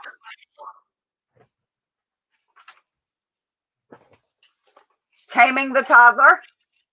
Yeah. That will be out in 2 weeks and on the shelves. And I'll let Wendy know when it's out so that you guys can grab yourself a copy. Okay. Oh. And Wendy, I do the patient's playbook. This is Mm-hmm. basically a PDF, 15 ways to grow your patients. You can get that as well on pumpeduparenting.com or celiakibler.com. Mm. All right. That's free. Doesn't Awesome. cost anything. Yes, we beat the time. It's 8 o'clock. 2 whole hours spent talking. Celia, you are awesome. Thank Oh, you thank so you, much. I Wendy. can You are see too. a lot of people saying awesome time, awesome time, amazing session. Thank you, Wendy and Celia, again so much. Our aim is to make sure that everybody learns something, so it's not just about, we have paid programs, yes, but believe you me, we also wanted to do a giveaway so that people will also have a sense, of having a touch of intentional parenting. So as we go, the next sessions that we're going to have, you will also be informed. So you can write in the chat room and the WhatsApp group and tell us how this conversation was for you. One thing that you learned in this conversation. Thank And you by all so means, yeah, much. one thing you learned, and also share this out with other parents because, Oh, it's yes. hard. It's a hard time right now. We're all in our house being safe and secure, but we're all on top of each other all the time. So it's a hard time that everyone's going through. So if you have friends that can benefit from this, please share it out. That's why we do free trainings to help everybody. So absolutely, please share this All out. right. Thank you so much. We have lots and lots of trainings on both parts. And like I said, Celia and I are also working on so much that we also be able to give parents of toddlers, parents of teenagers. And interestingly, Celia has walked through a child who was addicted to drug and walked free. For me, that's one of the things that caught my attention. It's one of the things that I would like us, to put out there to actually see people learn from. Because sometimes we think that when children make mistakes, that's the end of the world. Nope. We are here to tell you that your children are going to make mistakes, and when they do, you can actually go through it with them. I've also had my own share of experiences with children who have made mistakes and had a turnaround. And in my own session, I'll be sharing that with you and all the parents that have been here. Thank you so much for coming to spend Thank you. two Thank you. whole hours with us. Thank you so much to We're all the very parents. grateful that you spent your time Yes, with us. thank you, Celia. Celia, it's been an awesome time. Thank you. Um, Always a pleasure. Oh, yes. So I'm going to end the broadcast. Thank you so much, everybody. Quite enlightening. Thank you, Wendy and Celia. You have lots of love, thumbs up, shared everywhere here. Like we said, please go to the chat room, go and say what happened in the class and how the class was for you. At least that will encourage a lot of other parents to actually begin to think of, having a coach hold their hands on this journey. Is actually very important that we do that. Thank you so much. Thank you. I can see so many names here popping up. Both people that Virtual we hug. know. They're Yes. virtual hugs to you. Oh yes, big hug to you too, African Horizons. Thank Yes. you so Don't much, forget. everybody. What was your And aha? yes, do have a good evening.